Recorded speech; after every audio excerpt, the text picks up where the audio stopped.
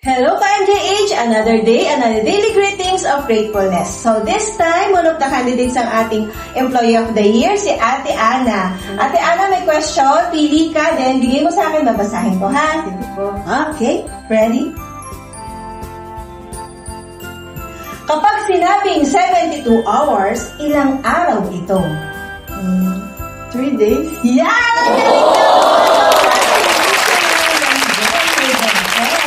Thank you, Ate Ana! Thank you!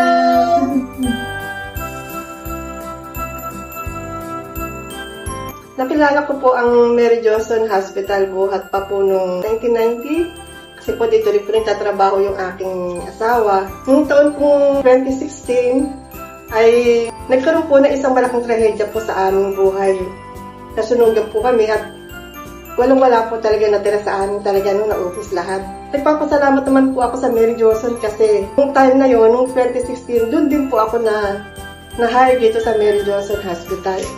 Noong una po, reliever lang po ako sa linen department po, nananahe. At binibigyan din po ako ng pagkakataon ni Mary Johnson na nagbabantay din po ako doon sa CR. Noong taon po 2016, doon na po ako totally na-hire sa Mary Johnson Hospital na naging seamstress po ako sa linen department po. At nagpapasalamat din po ako kay Ma'am Ning sa tiwala po niya na ibinigay sa akin kasi binigyan niya po ako ng pagkakataon na makapagtrabaho sa Mary Johnson Hospital. Bilang seamstress po, kami po ang nagpo-provide ng mga linen na ginagamit po ng mga pasyente.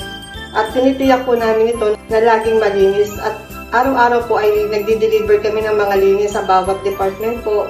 Araw-araw din po namin pinapalitan yun, hindi po namin hinahayaan na ma-stock ang linen. Isa pa rin pong blessing sa akin ay nakapagpatayo na rin po kami ng bahay namin sa Bulacan po. Mary Johnson Hospital din po yung tumulong sa amin na pa-provide po namin yung mga ginagastos kasi nga po ang mahal talaga ng paggawa ng bahay. At dahil din po rito sa Mary Johnson Hospital ay napagpatapos din po namin yung aming dalawang anak ng college. Talagang napakalaki ng naitulong nila sa amin. Ang isa pong pangyayari na hindi ko malilimutan sa Mary Johnson Hospital ay noong taon pong 2005 ay naoperahan po ako sa gallbladder po. Talaga ang sakit-sakit ng tiyan ko noon. Si Dr. Supan po ang umopera sa akin sa gallbladder na nagbigay sa akin nga po ng kagalingan. At noong 2010 din po ay naoperahan po uli ako ng myoma po at si Dr. Aguho naman po ang talagang sumagip din po kasi talagang dinudugo na po ako noon at marami na rin po talaga dugo at nag-agaw buhay din po kasi nga ilang blood din po ang naisalin sa akin noon upang makabawi po ako sa aking pong lakas. Talagang masasabi kong pangalawang buhay ko na to eh. Kasi nga talagang naging malalari naman yung sakit ko noon. Talagang noon ay walang-wala talaga kami. Ang Mary Johnson Hospital po, hindi po niya kami pinabayaan. Talagang tinulungan niya po kami sa aming pangangailangan. At sila din po yung naging kaagapay namin sa buhay. Thankful din po ako sa Mary Johnson Hospital dahil ito pong 2024 ay nakasama po ako sa Employee of the Year.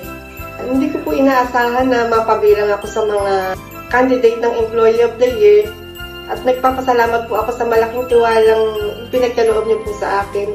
At alam ko po na naibibigay ko po yung serbisyo na magpapabuti sa kalidad po ng pagsiservisyo ng Mary Johnson Hospital. Happy 118th anniversary Mary Johnson Hospital. Ang wish ko ay lalo ka pang lumago at marami ka pang matulungang mga pasyente. At ang wish ko rin po sa mga empleyado ay laging maging parang magkakapatid po ang turingan at maraming maitulong sa kanya ang Mary Johnson Hospital.